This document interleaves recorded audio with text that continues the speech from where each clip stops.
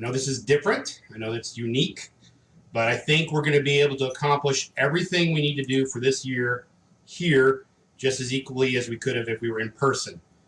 So be aware, we're going to be highly fluid this year. We're going to do what we need to do to produce a good quality show that we've been known for the last 25 years, but also do it in a safe fashion with all these new constraints on life by the pandemic. So that being said, we're going to give a few seconds for people to kind of click in and log in and be part of this.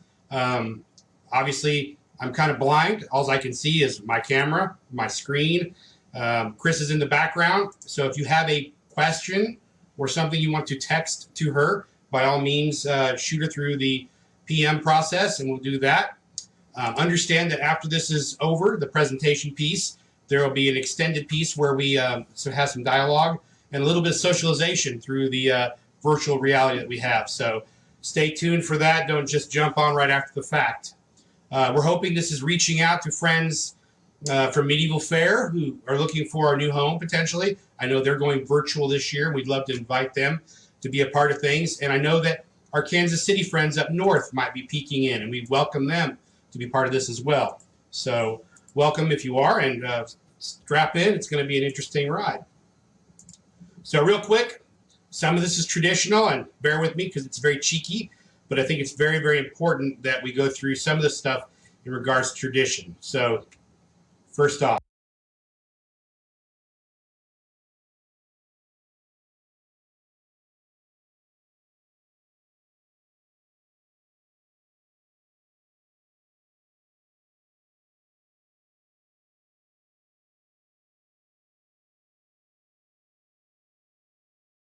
a warning.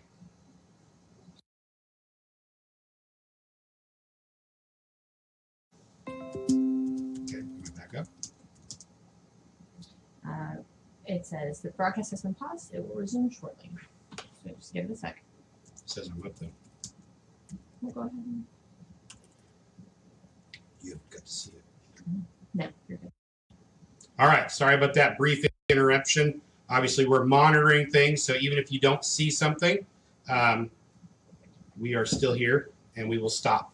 So what that whole Morpheus references to is the outsider that's looking in, that's never done festival before. We feel like there is a certain degree of joy in coming to our festival as a patron. It is a very, very fulfilling thing, and obviously by the fact that we have a huge reoccurring group called the Friends of Festival, that they look at this as home, and it's a different kind of home than, say, a performer does.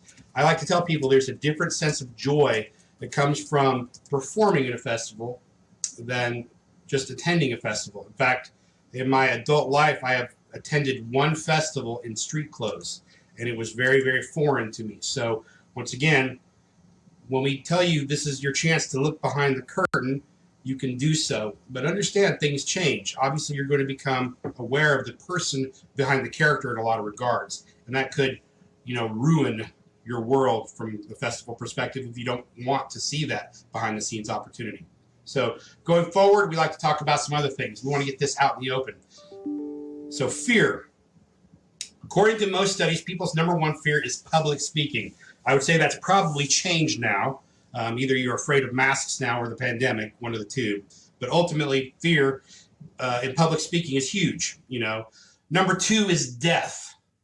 Number two is death. So this is a really neat Jerry Seinfeld quote. Does that seem right? That means to the average person, if you have to go to a funeral, you're better off in the casket than you are doing a eulogy.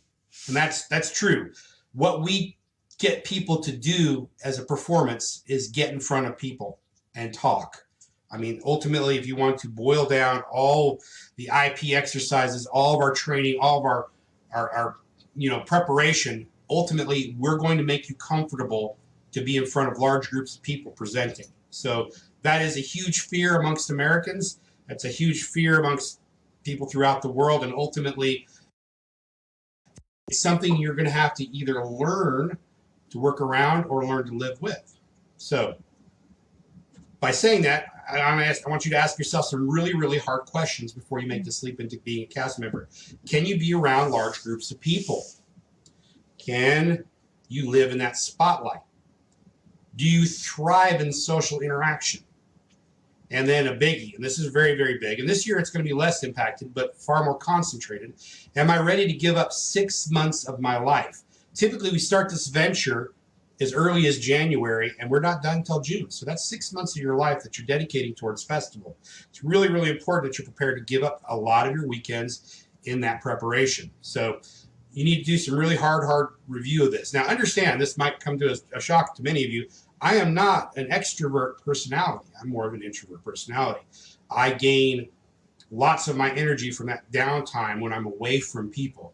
I love performance, and it's not the same kind of interaction, I guess, that most people that are extroverts thrive on, but I do thrive on performance. But ultimately, I just want people to know that even though you might be introverted as your nature, it doesn't mean you're not suited to act. Just understand that social interaction is part of this. And if you're completely uncomfortable with that situation, then you probably need to really ask yourself some hard questions about your interaction and being part of this. Next, welcome everybody. You know, like I said, there's going to be lots of people in this room right now with us, virtually across the country. There's going to be people that are returning casts. We welcome you back. In fact, we're really hoping that casts from years back will rejoin us. All right. Newbies. There's a lot of new folks that are interested. We've already gotten quite a few people asking us, what's it all about? What's it take to be involved? I really am excited. I've never acted before, or I've acted. I've been at this festival. I'm interested in your festival. Welcome aboard, newbies. We like to try to indoctrinate you into our culture, which I think is very different than a lot of festivals, but that's for you guys to determine after you've experienced some time with us. And then finally, the third category. That's the creepy stalker types. Now, I'm being silly when I say that, but a lot of folks that are outsiders come to this event and they want to see what we do to make the event happen.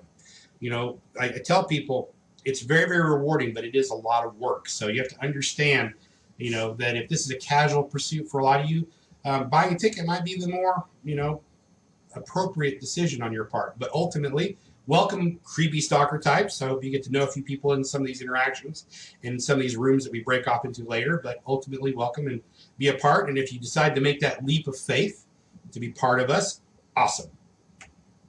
So here's our agenda today. Pretty quick and easy. First off, we're going to talk about introductions and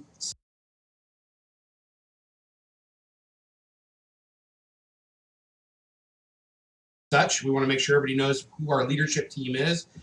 Some of those people are on here today. Some of these people aren't.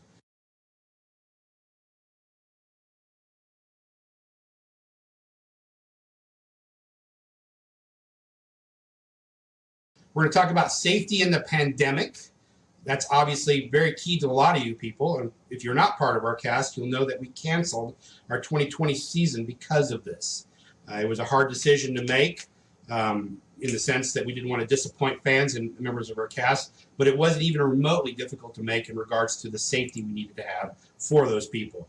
We're very, very focused on safety at our festival. We'll talk about that a lot through your development at festival and in today's discussion about the pandemic. We'll discuss the commitment and the process to getting there, and specifically Academy dates. Academy dates are completely different this year. So I want to say that already this year, there's been some cancellations in festivals, and there's a difference in those festivals in ours, and we'll talk about that when we get to the pandemic slide. Festival dates. We'll talk about our festival dates, and that's pretty much cut and dry. It's on the website. You guys can actually look at that in advance, but ultimately festival dates. New cast, who, what, where, when, and why. We try to give everybody as much information as possible because we accept that you're in a decision process right now. None of you are committed by simply showing up to this meeting to be part of our cast. We want you to be part of our cast. We want to make sure you get all the information to make that right decision. And then after all that's said and done, we're going to break off into little groups. We're going to use internet groups, and we'll be posting some stuff towards the end of this that you guys can find the right groups to get in. We'll talk about what you need to give us so we can actually get you into our database. We'll need pictures, forms, things of that nature. We'll be doing some interviews. We'll want to get the old cast members checked in. We want to make sure that those returning back are going to be part of things, and that we've covered everything we need to cover regarding our old cast. And then finally, we'll get out of here probably about noon. There's no real rush, and there'll probably be some lingering in some of these rooms because we're very social people, and that's okay. But ultimately, We want to make sure everybody has a chance to socialize and then be cut and dry and done. Now, I know this is great for a lot of folks. We actually have cast members in Arkansas. We have cast members in Texas. We have cast members in Kansas. I think we even have cast members in Missouri. So we're all over the country. And typically a lot of those cast members have driven 4 to 5 hours to come down to an orientation for 2 hours to drive back. So this is going to be probably ongoing for us because I don't know if that's necessarily the wisest use of your time. You can get the same information once again through this presentation virtually. So even if we return in our 2022 season to a more traditional open orientation with people and bodies and in a room, we will still continue to cast this stuff through the virtual medium. All right. Getting text, so I want to make sure I am not missing anything. So welcome and introductions. I'm Donald Ryan. This will be my 26th year with the festival, even though it's only our 25th festival. Obviously, last year we skipped out. I've been the entertainment director. This will be my 17th year as the entertainment director, so very proud of what I've brought to the festival and my impact that I've had on it. I always look at it as a team effort. I am just the chef. My team brings the ingredients, and we make the big pot of whatever it is together. So I think we're very successful in what we do, and it's a very stone soup mentality in how we build it. Not on this call today is Jeff Hiller. He's the owner and producer of the castle. He's a wonderful man. He's the one that got me involved these 26 years ago, and you will meet him. He'll be out on site. He's very unique in regards to owners. We call him the producer because my job as the director is simply to bring his vision to life. I have a lot of artistic flexibility in regards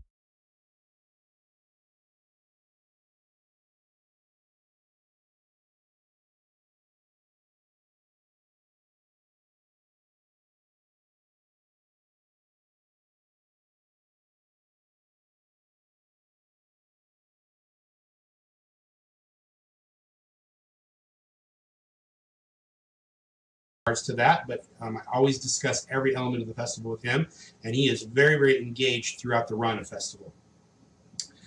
His son, Matt Hiller, is our VP and advertising director. Matt is taking more and more of an active role in the festival.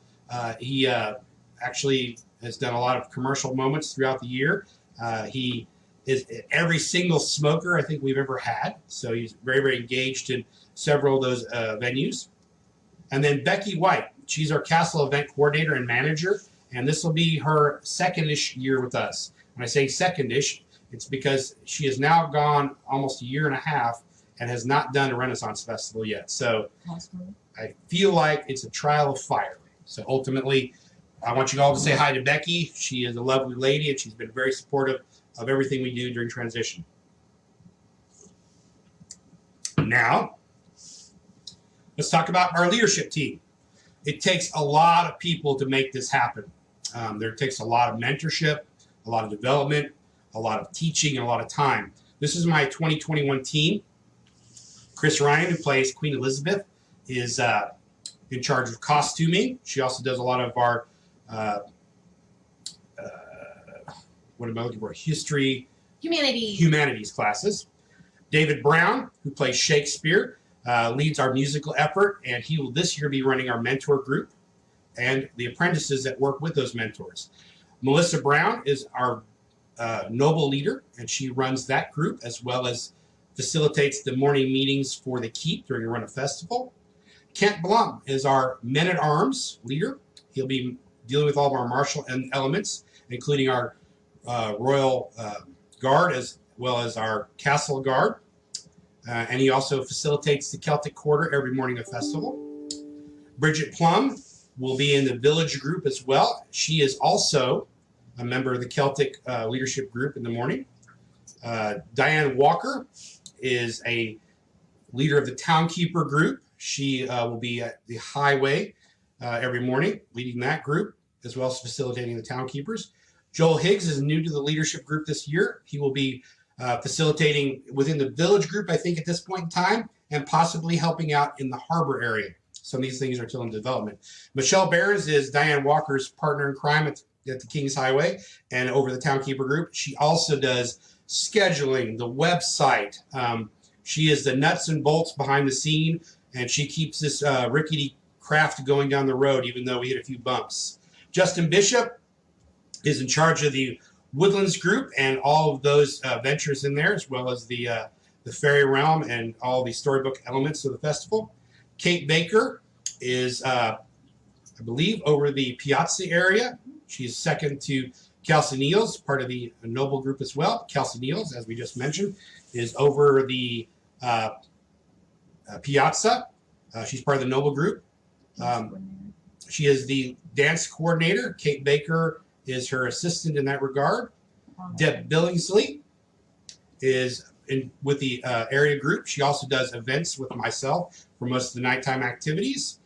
Kenzie Bluford is the tournament area leader, as well as being part of the Noble group. Steven Senkowski runs the Harbor group and facilitates the Gypsies in their development, or travelers, I guess. Jen Gowan is returning to our group, and she is going to be actively involved in the village as well. Byron Husky is a behind-the-scenes kind of guy. He leads a lot of our IP exercises. He plays Marlowe and also is our script writer, primary script writer. Him and Deb Billingsley do the majority of our scripts. And then Nicole Husky is so many things. She is our Lord Mayor S. She runs our T. She facilitates a lot of our village group as our lead, and all around our go-to when it comes to interactive activities, as she is part of Campfire, and she has done a complete Campfire interactive activity. We'll be using a lot of those concepts and elements in our festival. So that kind of gives you my leadership group. I probably didn't give them as much pomp as they need. They're already involved. They're already busy at work, and they're going to be engaged literally from now all the way through till June. So they truly give 7 to 8 months of their life for this festival. And all these people will actively be involved in these rooms as we break away here in a short few minutes. Pandemic. It's on everybody's mind. There's a lot of opinions. There's a lot of stuff. It's real. It's deadly. It's impacted every element of our social life. I don't know about you guys, but there is literally nothing I did not cancel for this year. Every family venue, every travel venue, every experience, concert, festival, visiting other festivals, everything was canceled this year because of the pandemic, and it was a necessary evil. Literally last night, they finally approved the first of many vaccines through the FDA. Distribution will begin as early as next week. I know people that are scheduled as early as the 17th for actual immunization. This is huge. This is probably why we have a better chance than Arizona and Florida to have our festivals. Florida, I believe, is a January launch date, so they're right on top of things. There is no way the vaccine is going to make a significant impact in our populace prior to the opening of that festival. Arizona opens the 21st of February. Once again, not enough time for us to make a significant impact before the opening of the festival. The fact that we open May 1st, or the first weekend of May, is critical to our ability to even look at festival. And understand, we're going to continue to look at precautions all the way up to the opening day, regardless of what we feel is safe or whatever. And these precautions are listed here. All the cast will be required to wear a mask unless performing or teaching, all right? All interactions will be at 10 foot. Inside 10 foot will be masks required. All cast will require testing, and we'll send out emails about free testing that's pretty much available anywhere in the state of Oklahoma. My lovely wife has had to test 8 times. She's going for her 9th test Monday morning. It's very, very effective. It's very, very efficient. She drives up, they do the test, and they text her results within 24 hours. And it costs her absolutely nothing. It's tied to the CARES Act. Now, it's hard to say how long this free testing will be in existence, but we're going to continue to communicate those things to people. At this point in time, we feel like we have to have testing for all of our cast members. If we do get vaccinations, that could be an option that we opt out of testing. If you've been vaccinated fully, then testing is not required. So we'll look at that. We're going to do daily temperature checks of all of our cast members. This is a practice that most of the manufacturing world has done to maintain their doors open is they check their employees before they come to work. Anybody who's spiking 100 or greater, they typically send home and wait for either testing or for those symptoms to subside. So this is what we're doing. Minimum. Maximum, someone asked me literally, what happens if it's not better by May? And we all know the answer to that. We don't have to say it out loud, but the festival probably will do the right thing in regards to May. I know I will personally do the right thing, and I will hold all you guys responsible to do the right thing as well. So ultimately, we will do the right thing regardless. And while we build up to that, we will practice as much mitigation as possible. So the calendar, and this is very, very important. So let's make sure I got this right.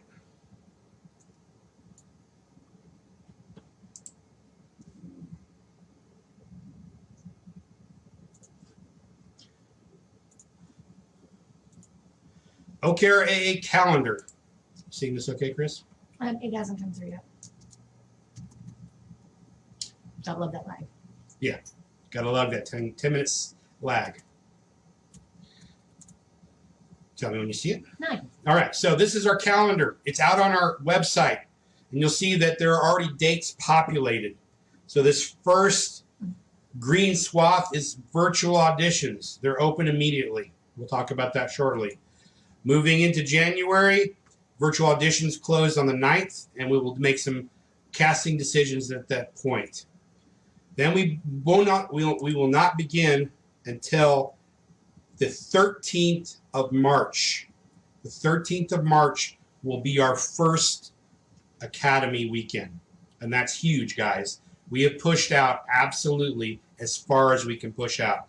So we will have a Veterans Weekend. That'll be returning cast.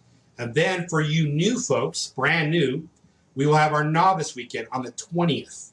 Now understand, typically, we're looking at our final weekends as we're starting. Now, what that does do to us, though, is that requires us to do back-to-back weekends with virtually no breaks, right? So the entire month of March, once we start, the 13th is Veterans, the 20th is Novices, then we bring all the cast together the 27th. Then as we move into April, we have all cast on the 3rd and 4th. Then we get our 1 week off in Academy. This is for you guys to prep costuming, take a last minute break. Then we come in and we do our final Academy, our all class cast blender. We will do that in costume like we normally do. And then we have 1 more weekend off before we kick off festival. That weekend traditionally has been a Scarborough cast exchange. I don't know if Scarborough is even happening yet.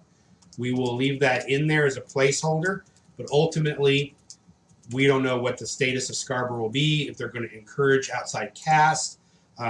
It's going to be obviously a very different world than it hasn't been in the past, but I'm a big believer in right now putting placeholders in. Placeholders allow us the flexibility to do these things, but in the event we can't, we can simply take them off the calendar. Then we move into festival. Obviously, May 1st is our first day of festival, and then we run through. We have our fantasy weekend, our romance weekend. We have our pirate weekend, our Celtic weekend, our Memorial Day empirical weekend, and finally our Spice Road weekend, ending the first weekend of June 5th and 6th. And that's our schedule in a nutshell.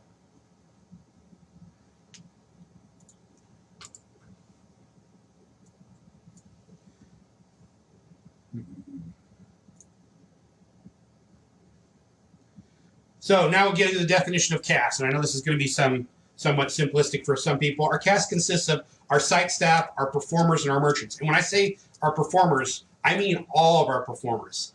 We don't require our stage acts to show up for Academy. We certainly welcome them in. We've had performers do cast exchanges with us at different festivals from stage acts and such. But our performers are definitely part of our family. Our merchants are definitely part of our family. I have the lovely uniqueness of being a merchant, a performer on a stage, and a cast member all at the same time. And that's not just because I'm the entertainment director, it's actually what I do.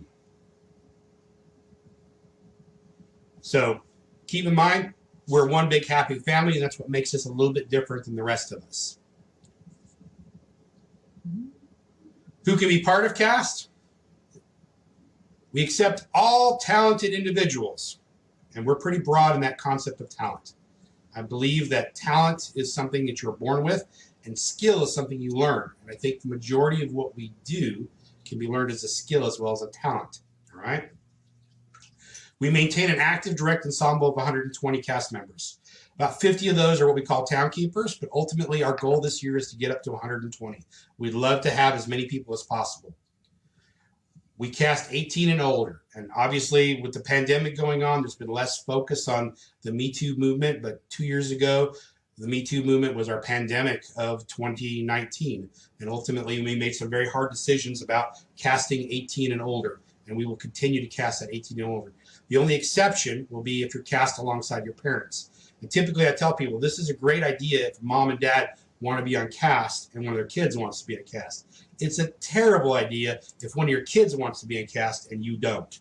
So keep that in mind. 18 and older and minors being cast with them is intended to allow families to do something together. That's a lot of fun. All right. What do we do?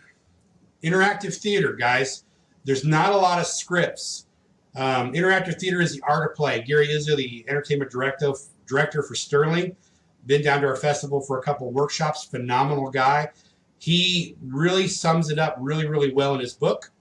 My definition of interactive theater is a portrayal and performance of a defined character without a script, with the intention to integrate the audience in the moment. And I keep focusing on that, and I will keep focusing on that. You will be talking to our patrons. You will not be on a stage. You will not be watching your blocking. You'll be talking to our patrons. Okay. A.E. Shapiro, another wonderful person we've done to our festival. Her specific definition is to include the patrons in the world of the show, elevate the patrons to a high social status, build a bridge between yourself and the patrons and that outside world, and make it worth it for everyone.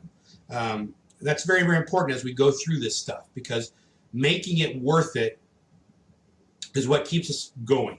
I mean, we're not getting paid enough to make us think this is our job. We perform for and with our audience. And these are the books that I highly recommend. This last one, The Art of Play, is a revised edition. You can get it on Amazon right now. It's somewhat detailed. It's Izzo's works, and it is basically the two books before it, the blue and the red one. And then if you want to read quick read, and she simplified it for the majority of people, Easy Street is a lot of Izzo's concepts simplified by A.E. Shapiro. Highly recommend those books. You probably should be able to finish Easy Street absolutely by the time we open up our academies. Not required, just recommended. Where do we do it? Castleton, England. It's a made-up town. Our year is 1569. For those of you guys looking for costuming, looking for weapons, looking for things that are historically accurate, we try to maintain 1569 Mayfest, a border town between Scotland and England. The Queen of England is on progress to the border town to celebrate Mayfest, and she's going to meet various suitors while she's here. Our themed weekends are based on those suitors. So the first weekend, King Oberon is her suitor. She comes, she sees him for that first weekend. Second weekend is Romance Weekend. That's King Henri of France. Third weekend is Pirate Weekend. It's our Spanish weekend with King Philip of Spain. Fourth weekend is our Celtic weekend, which gets a little weird because it's the Queen of Scotland, Mary Queen of Scots. Our fifth weekend is Imperial Weekend, which is Archduke Charles, who is from Austria. And then our final weekend is the Solomon Empire Spice Weekend from Africa. It is our King Omari. So they're all here to court them. That's the basic keep it simple storyline that we use to drive our themes. A lot of festivals do much more complicated themes. This is our theme, and it's pretty simplistic, but it serves us well. Castleton and Muskogee, the entire grounds are stages. Jeff likes to really focus on that.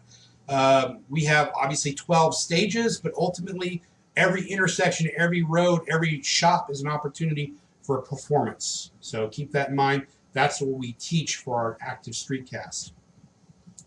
This is our areas throughout the festival. We have the Harbor, the Celtic Quarter, the Italian Piazza, Kings Highway, the Keep, Tournament Field, the Woodlands, Village Center. We do this to organize it for you guys. We do this to break out our cast and to create integration. Every morning, each of these areas has a morning meeting. In that area is the stage act. All of our cast performers that are going to go through Academy and all of our performers on stage. Typically, this is a 5 to 10 minute meeting, just basically to focus on any issues in your area and to create good, solid communication. Once again, our whole job is to create a very, very cohesive cast with these outside elements, our vendors and our performers as well. So we work very, very hard on that. Obviously, Academy is mostly focused on our street cast, getting up to speed, and then we do integration as we go through the festival run. Why do we do Castleton? Here's our creed, guys. And we took some time to really focus on this. We are a family of Castleton, of people with outstanding personalities. We believe that everyone is someone in Castleton, from the person moving ice and backfilling the pubs to the Queen of England. We believe in the successes of yesterday, today, and tomorrow. We are built on a 26-year history. We never throw anything completely out. Ultimately, we try to build on every single year. We try to maintain the continuity of every single character. And we try to make this a cohesive group of people that can look back from year to year, and our audience loves that. We believe in the spirit of play within our realm of temenos. Temenos is a word you learn in our academy process, but ultimately we try to create a playful venture. We don't want this to be too stodgy, but at the same point in time, things have to happen at certain points in time, so there is some scheduling associated, but we want everybody to have a good time.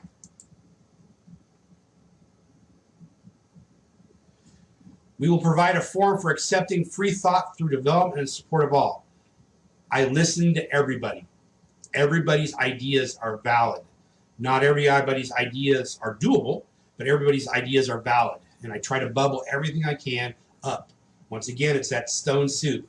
I come out here and I throw a rock in the pot, and I look to you guys for carrots and the meat and the spices and the broth. Ultimately, we need to work together to create the soup for the consumption of our patrons. We will be mentors and role models through hard work, dedication to our craft. What we do is fun. What we do is hard work. We expend a tremendous amount of energy. You know, I ask people if, you know, what time did you go to bed? And if they could tell me they were up till midnight, I tend to wonder how much energy they gave up in the streets. You know, we're riding that endorphin situation from what we do and the feedback and the sense of camaraderie, but ultimately we should be exhausted every day from how much energy we're giving out. Through professionalism, education, and enthusiasm, we will awaken the magic in the hearts of every patron. Our job is to do a good show for our patrons, to make them feel special. As A.E. Shapiro said, we need to elevate them and build a bridge. That's our job. We need to make sure that every patron comes in, gets touched, and every patron that comes in has a moment they can talk about. And I think that the majority of our patrons have hundreds of moments they can talk about. So that's our creed. Let me leave that up there a second. It's also on our website, which we'll talk about in a minute, but ultimately, this is who we are. And I think it's important that you take a moment to really kind of absorb that. There's an expression, culture eats process for breakfast. And what that means is this culture here is what binds us. I can create schedules. I can tell you what the rules are. But if you don't embrace the culture, you won't understand the intent of what we're doing. The objectives will be lost. All right, moving on. Auditions. 17 years ago, I made a decision to require no auditions. I've auditioned at this festival. I know lots of people that audition, but my first year as entertainment director, I actually had a couple of very sound performers who had a very long history with us tell me that they would love to perform, but they were scared to death of auditioning. So I didn't require it, and I got lots and lots of talent. I tend to look at what we do as a very unique venue, a very niche situation. So anyone can probably pull a book up and learn how to do Macbeth. Maybe not good, but they can learn how to do Macbeth. Blocking is there. The intent is there. Interactive theater, there's not really a lot of strong books other than the ones I just showed you. So I think there's a learning curve. Even if you are an actor, I think a lot of you need the opportunity to learn how to do interactive activities. So we teach that. So no auditions are required. That being said, you have some choices. First year candidates choose your role. So first year you have 3 choices. You can be an apprentice, no auditions required. You can be a townkeeper, no auditions required. Or you can do an audition role. And those are typically higher tiered roles. And we'll talk about what's available right now. That list might be added to, but ultimately the Queen had to be auditioned for. We had the Duke of Norfolk had to be auditioned for. Roles that are pivotal and highly scripted typically require auditions, especially if they're historically accurate and they're in contention. 2 or 3 people want it. We want to make sure the most talented person gets it. All right. Next thing we'll do is we'll look at assimilation indoctrination. What's that mean? How do we get you into our system? Communication, communication, communication. We've got to be able to communicate to you guys. And it's very, very important that you get into our machine. All right. All choices require pictures, forms, and interviews. All right. I don't care if you're an apprentice, a townkeeper, or you're going to audition. I need to have a picture of you. I need to have you fill out our form, and I need you to interview. Now, for those of you who have dual monitors and aren't on your cell phone, this little QR code takes you right to our form. Right? Very quick, 5 or 6 questions, maybe 10 questions. I'd have to look at it. And a couple things you need to add to this link, and you're done. You got all your stuff into the form very, very quick. And more importantly, you'll get a kickback email telling you that your email's been accepted and that you're in our system. If you don't get that email, or that email goes into your spam folder, it's important you fix that. All right? So the all-powerful form, this is how we get communication. All new participants will be required to send a photo of themselves and a photo of their legal ID to confirm their age. Once again, 18 and older is required, and we'll need a picture of your ID. Normally, under normal conditions, we check that in our live venue, but we don't have that option. All new participants were required to fill out the form, which is above. And finally, all new participants were required to interview online. So as we're here talking, my lovely wife is in the background with all my leadership group building out rooms for interviews and socialization. We'll be posting a text here, not a text, but a post in the OKRAA forum that allows you guys to see what's going on. This is a Facebook post. So once you see that, you'll see links. You'll be in a queue, and you'll get information and direction at that point in time. Potential choices, once again, are apprentice, townkeeper, support staff, and then the audition roles. January auditions. Open auditions for pivotal long-term characters. Right now, we don't have any what I call Tier 1 opportunities. That would be kings and queens, right? Tier 2, we have Sir Francis Walsingham. A very, very pivotal role. Love the character. We've had a couple people play this in the past. I would like someone to have this for a long-term option. This is the Duke of Spain, and he is an ambassador. I'd love to have this character cast. This is the Duke of France. He's the ambassador of France. Ambassador of France, pardon me. And I'd love to have this character cast. This is one of the ladies of waiting for the Queen, Lady Elizabeth Knollys, pivotal character historical. Lady Frances Walsingham, this is the daughter of Sir Francis Walsingham. Lady Anne of Avisar, fun character, once again, part of the Queen's court. And then I have these really unique characters called Neverworld Beggar Mummers. And we will probably have some people talk to that, but these are basically beggars that believe themselves to be aristocracy, and they believe themselves to be of royal peerage. So we have one character already cast in this lot, and his name is Alexander Wynne Jones, and he is a beggar who is known as the Duke of Piccadilly. Yeah. So Ultimately, we've got lots of fun with that, and that's a character that will have a lot of stationing, but if you're interested, we'll talk to that. Here are the non-audition roles that we have right now, and this list will start to grow, and we'll post this up. So we have the butcher, Bradley Rasher, Beauregard Tubbins, the baker, Dylan Armstrong, the miller, Bartholomew Jackson, the carpenter, Crispin Dodger, the messenger, Roger Stockbridge, he's part of the Tower Yeoman Guard. He's a quartermaster. We have Edgar Nevermore, he's a Tower Yeoman Raven Master. Ariella Spangara Shavani, she's part of the Travelers. Vano Samangari, the Caravan Master, he's also part of the Travelers, or as a lot of people call them, the Gypsies. So these are the characters we have now, but this list will be growing greatly. What do we expect?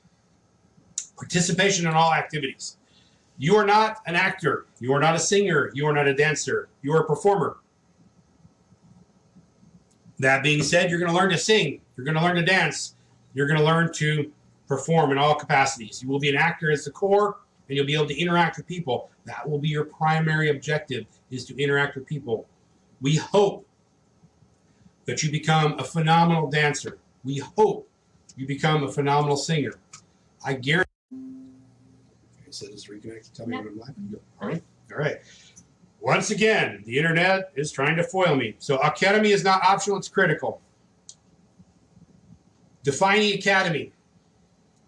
It starts at 9. It's typically done by 6. Probably sooner than that, more like 5. And this is our rehearsal. A lot of people say, well, what's this academy thing? It's basically rehearsal. Every production has some rehearsal. We don't call it rehearsal because the nature of it is less structured than a traditional rehearsal. We need this, like any rehearsal, to create a sense of cohesion in our unit. So you will need to work with other people of your ilk. You'll need to work with other people within the cast as a whole. Our goal is to look like a thriving village. And you can't do that if you don't know who your rest of your villagers are. All right? The activities that we will do. Character development. Those of you that don't have a character handed to you will have the option to build a character from scratch. It's a very unique option, and the majority of you will get a pre-developed character. Interactive theater. We're going to teach you some stuff. We're going to teach you how to do improvisational exercises. We're going to teach you about projection, staging. We're going to teach you about physicality. All these things are part of our interactive theater. Costuming and props. We don't provide costuming. We're going to teach you as much as possible how to costume yourself. Language and dialect. We spend a lot of time working on the language. We spend a lot of time learning accents and dialect. Dance and music.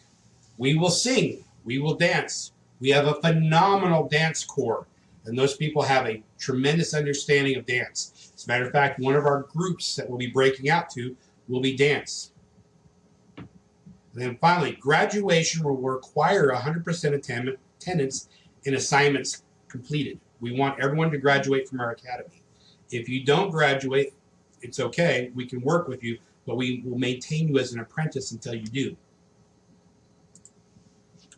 Optional PM activities, lock-ins, movies, workshops. These are all things we've done in the past. We are hoping that there'll be options when we come to March. We will review these as we go through. But we typically do costuming workshops after hours. We do lock-ins with our dance team and other groups. And we do movies and we do other workshops. We also just socialize in general. Defining a festival day. Typical festival day for the majority of you will begin about 8 in the morning and end at 6. That's a 10-hour day out in the outdoors. And our weather can be extreme in Oklahoma. It can be very cold in the early days of our festival, but it can be very hot in the late days of our festival. We perform in our complete costume for the entire run. So lots of things will have to happen to make sure you can do that. You'll need to bring your water uptake in. You'll need to get physically active. And that's difficult right now. It's going to take more and more effort. A lot of us have what we call COVID weight right now. We need to start looking at burning that off and getting physically active. If nothing else, on your rowing machine at home, walking around your own yards, whatever it takes. There are a few of you that will have to do nighttime events, 14-hour days, several weekends of the run. What should you expect? Because you guys get something from this. I think it's very, very important. I would not do this for 25 years if it was all give, give, give. There's some get too. The academy. You're going to get skills to be successful. And I say that because a lot of my leadership have taken their skills and they've applied them to their professional life. There's a lot of people that say that they are changed in what they do in the real world based on some of the successful things they learn in academies. So it has some real world practices. Experiences. You're going to have some tremendous experiences. You will probably walk away from this festival in one of two ways. Completely changed and bought into this culture, or I hate it and I should have never done it. There's usually not a lot of in between. Food. We're going to feed you during the festival run. We're going to take care of you for breakfast on site. We're going to take care of you for lunch on site. All right? It's not a great lunch. It's a palatable lunch. But the breakfast is great. It's hot. It's eggs, bacon, all the things you'd imagine. So if you're a vegetarian, I don't know what we'll do, but ultimately it's good stuff. Lodging. We provide limited lodging. We've got lots of sites on our site that are rough, but they're places where you can live for the run of festival to keep you from having to drive back and forth. Compensation. Everyone is provided some form of stipend depending on the level of participation and experience. So everybody gets paid something. And I'm not saying comp tickets. I'm saying some kind of check at the end of the run. Okay, and it's not even at the end of the run. Typically your check's split and you get one at the middle of the run and one at the end of the run. The idea is there's some kind of financial remuneration for everyone involved. It's not a working wage, and don't do the math because you'll hate yourself, but it is something to recognize your involvement. Scholarships. We offer 3 phenomenal scholarships, and we'll be posting those in our site. Being part of CAST, you're eligible to these scholarships. This is a cash check that comes to you. There's one $1,000 scholarship and 2 $500 scholarships that we offer, and the details will be reposted on our site. And then finally, you get the opportunity to be part of the best Renaissance cast in the country.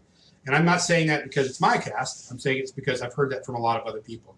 We are unique. We are mighty and we are small, but we are unique.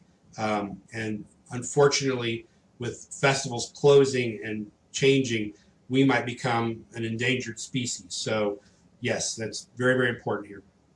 Weekend content, auditions, mixer, Veterans Academy. This is where only our returning cast come and develop to the next level. All right. Then our first weekend of Novice Academy, we try to keep that just to our novices and our leadership to really focus on their development. We don't want to throw our newbies into the deep end of the pool right off the start. We want to give them a weekend to really learn what we are, get into our culture, make some contacts, get some buddies, and get ready for being in that next weekend, which is our first all cast, which is when we start putting our peers together. So if you are noble, you'll be with nobles. If you're a man-at-arms, you'll be with men-at-arms. If you're a villager, you'll be with villagers. The idea is to create groups of like-type people so they can, 1, figure out how they fit in, and 2, how to maintain a uniqueness about their character so they're different. All right.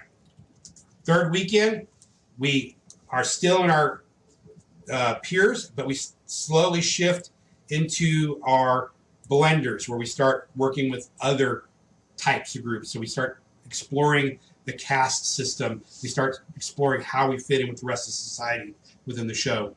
And then finally, our fourth weekend is our last weekend. Typically, we try to do the Azalea Parade. I don't believe that's going to be a possibility this year. But once again, we will do what we can. And then finally, our last day of festival is a day of festival. We bring in our friends of festival to be practice patrons. We get to see a couple of our shows that are local, and we literally run a full day so you guys get to see what the riggers are in costume for a full day. So that's our weekend content. Medallion Performers, for those of you that don't understand that, we all wear a medallion. It means you're an ambassador of the festival. To be an ambassador, you do have to take a test. But this medallion does give you some perks. All first-year people get their medallion for free if they graduate. You get free entrance to the mass ball. You get free entrance to the K-League if you're 21 or older. You get Castle discount gift shop. You get discount at Muskogee Beverage, which is also owned by the family of the Castle. And you get this really cool keepsake, which is typically $10 for those of you that don't get it for free, that you can put on your wall. This is my specific collection, and I think there's 1 or 2 missing years, but for the most part, I treasure each of those and look back at it as an experience done. So we do a lot of good things with that. Second year characters. Okay, if you're second year and I want my second years from last year that never did festival to kind of put yourself in this category, we need you to check in. We need to make sure you check in specifically with David Brown. He'll get a room here shortly. I want to make sure that you're all checked in with him so we don't give away your character. All right? You need to do this by January 1st, where we will give away your character. Make sure all your contact information is up to date, and make sure you have the academy dates. You should be able to go out to the website and look at it. We'll do that in a minute.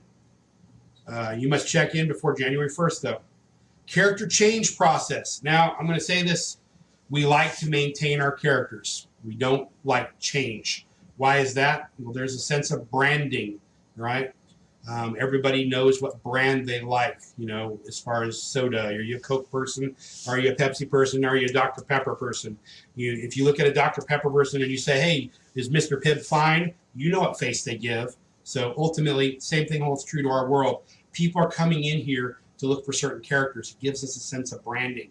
You know, when and if Hans and Franz disappear, there will be a tumultuous year where people will ask questions, and that's good. That means you've made an impact. But we do allow character change, okay? So here's the process for that. First off, you need to contact me, all right? What's your idea? Send me your idea. You have until the end of this month to send me your idea, all right?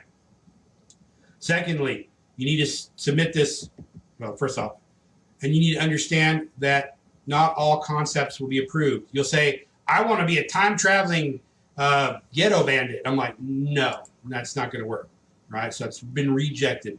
Go back to start. Then you'll receive approval and a character packet. I will send you all the links to everything you need to fill out. Step 2, you need to schedule a presentation. This is kind of different now, guys. You don't need to schedule a presentation. All you need to do is videotape that presentation. In that presentation, you should have this, a showcase. In that showcase, you should have your complete character package. You should present 3 interactions. Videotape these 3 interactions. One will be an entertain with a full V8. One will be an educate with a full V8. And one will be an inform with a full V8. If you don't understand anything I just said, you probably need to do some review of our festival and ask yourself if you're ready to change characters. Finally, you need to present your conceit in one of those interactions. These are all tools that we teach.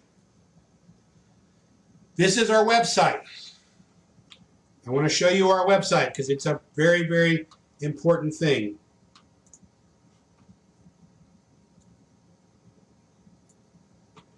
So, I've already taken you there for the calendar, but on our website, you'll see that we have the QR code, we have our calendar, we have actual places where only cast can get to, actual places where only leadership can get to.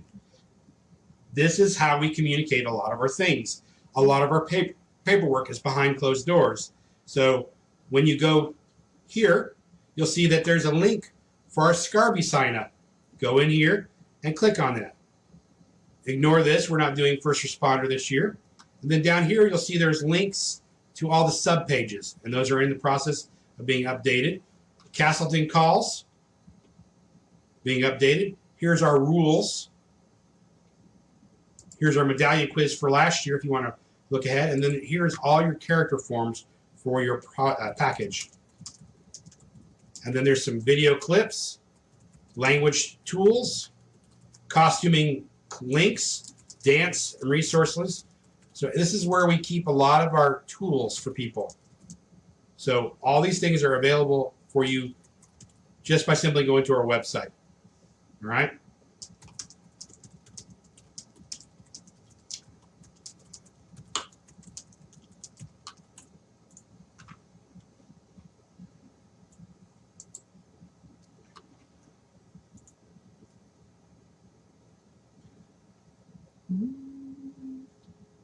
In closing, Remember, this is a professional pursuit. Many of us, this is a hobby. To others, it's their livelihood. This is where I say questions in the live situation. And this is where I'm going to put you guys all in your rooms now. So Chris is getting ready to put out a post on the OKRAA site as the admin. It's going to tell you the various rooms. I will be in one of those rooms, and I'll be there to answer questions. You can also Facebook me directly if you want to answer a question and you don't want to actually talk to me live. All right, guys, thank you for this. I appreciate your time.